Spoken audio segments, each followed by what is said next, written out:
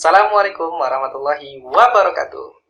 Apa kabar sahabat saintis Alki? Tetap sehat-sehat saja di rumahnya. Kembali lagi bertemu dengan Pak Irwan dalam pembelajaran sains atau ilmu pengetahuan alam. Di awal video, sahabat saintis sudah diajak untuk mendengarkan sebuah cerita dan sahabat saintis diminta untuk menebak apa yang dimaksud dalam cerita tersebut.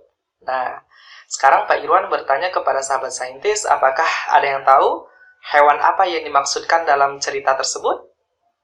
Ya, benar sekali. Hewan yang dimaksud adalah kelelawar. Kelelawar, sahabat saintis, dalam hidupnya dia selalu memanfaatkan bunyi untuk bertahan hidup. Nah, berdasarkan cerita di awal, maka pada video kali ini kita akan membahas tentang pemantulan dan penyerapan bunyi.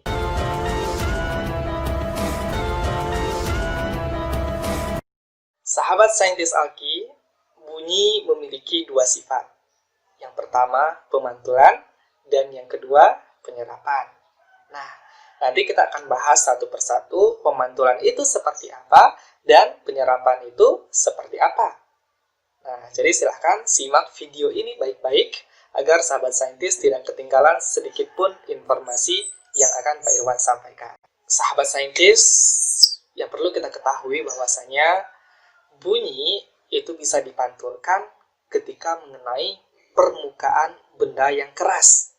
Nah, contohnya itu ada dinding batu, atau semen, atau besi, kaca.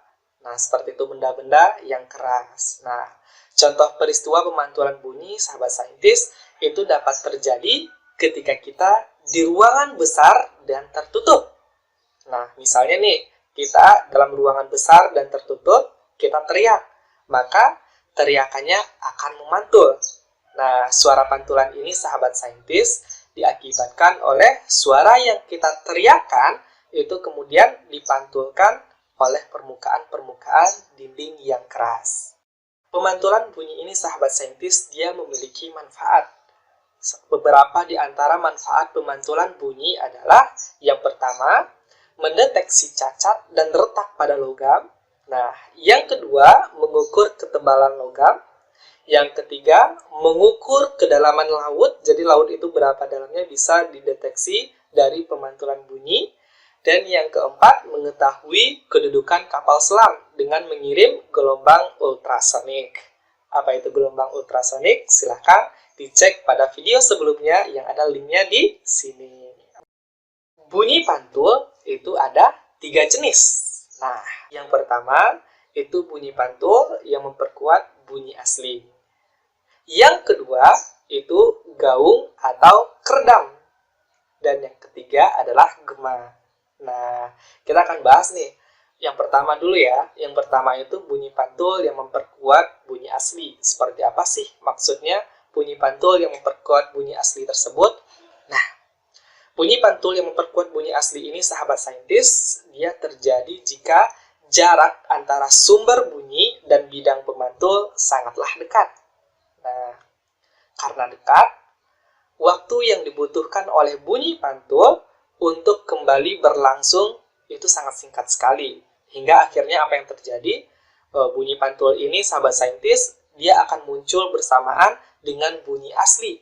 Sehingga bunyi pantul ini memperkuat bunyi aslinya. Yang kedua itu gaung atau keredam. Gaung atau keredam ini, sahabat saintis, terjadi karena sumber bunyi dan pendengar jaraknya cukup dekat dengan dinding pantul.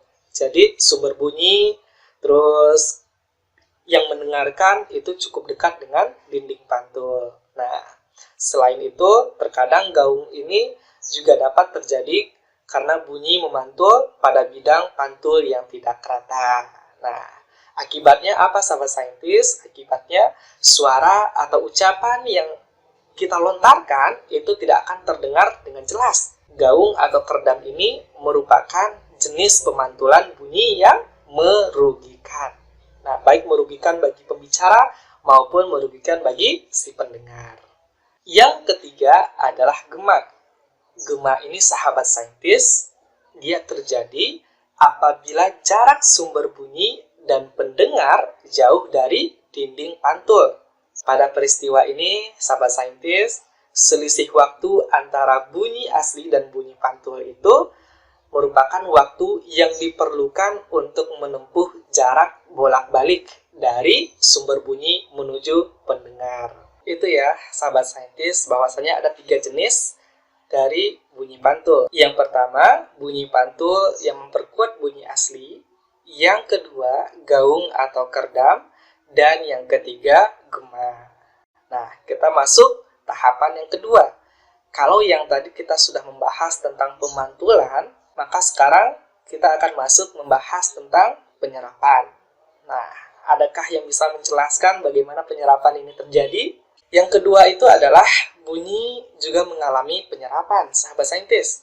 Nah, penyerapan ini dia terjadi jika bunyi mengenai bagian permukaan benda lunak. Kalau tadi pemantulan dia bendanya keras, maka penyerapan dia bendanya adalah benda lunak. Benda yang dapat menyerap bunyi ini dinamakan sebagai peredam bunyi. Nah, contohnya nih, ada karet busa, gabus, karpet, kain wol, dan hal-hal yang lunak lainnya. Kegiatan yang mudah kita amati, sahabat saintis, itu ketika kita menonton bioskop. Ketika kita menonton bioskop, pernah nggak sih sahabat saintis memperhatikan bahwasanya suara di dalam teater 1 itu tidak akan kedengaran keluar atau tidak akan kedengaran ke teater 2, seperti itu. Pernah menyaksikan seperti itu? Nah, ini akibatnya kenapa? Karena di bioskop itu disediakan benda-benda lunak yang dapat menyerap bunyi. Jadi seperti itu ya sahabat saintis. Kenapa? Apa rahasianya suara bioskop itu tidak terdengar keluar? Karena di dalamnya sudah disediakan benda-benda lunak yang bertujuan untuk menyerap bunyi. Akhirnya hanya orang di dalam teater tersebut yang bisa mendengar bunyi tersebut. Nah, baik sahabat saintis, kita sampai di penghujung materi kali ini. Kita sudah membahas tentang yang pertama pemantulan dan yang kedua penyerapan.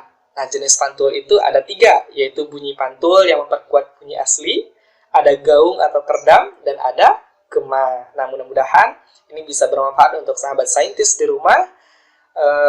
Kalau sahabat saintis mau, silahkan dipraktekkan sendiri bagaimana proses terjadinya pemantulan dan bagaimana proses terjadinya penyerapan.